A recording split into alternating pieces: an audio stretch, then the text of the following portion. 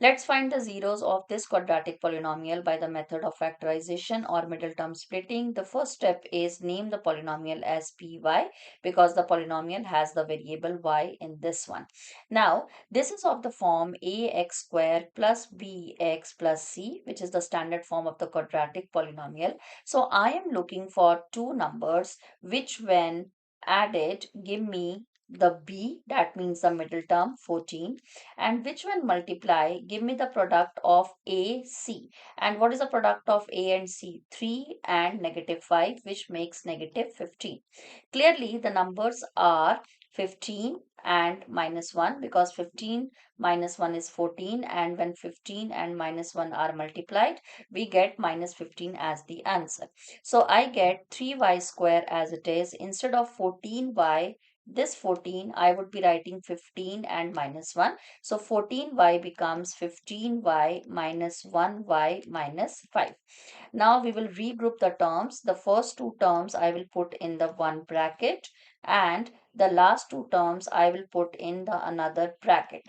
I changed the sign minus to plus because I took out minus sign outside. So inside signs get changed.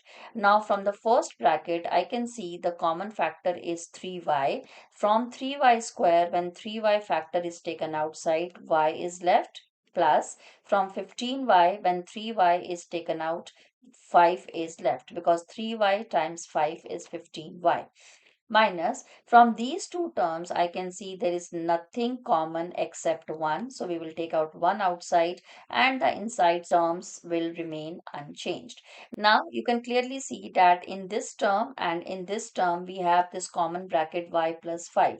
This indicates that our factorization is correct. So let's take out this y plus 5 bracket outside as the common factor from these two terms. So from this first term, when you take out y plus 5 outside, 3y is left. From the second one, when you take out y plus 5 outside, this minus 1 is left out inside.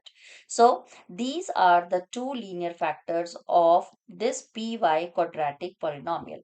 But our task is to find the zeros of this quadratic polynomial. So for the zeros, we are going to put py is equal to 0. But what is py equal to? These two linear factors. So it means y plus 5 and 3y minus 1 is equal to 0. Now when the product of two terms is equal to 0, it means one has to be equal to 0. So this implies either y plus 5 is equal to 0 or 3y minus 1 is equal to 0.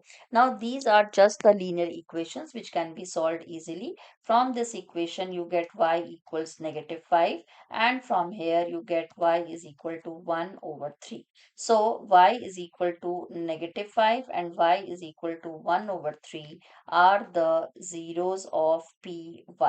So this is the method of middle term splitting or factorization to find the zeros of any quadratic polynomial.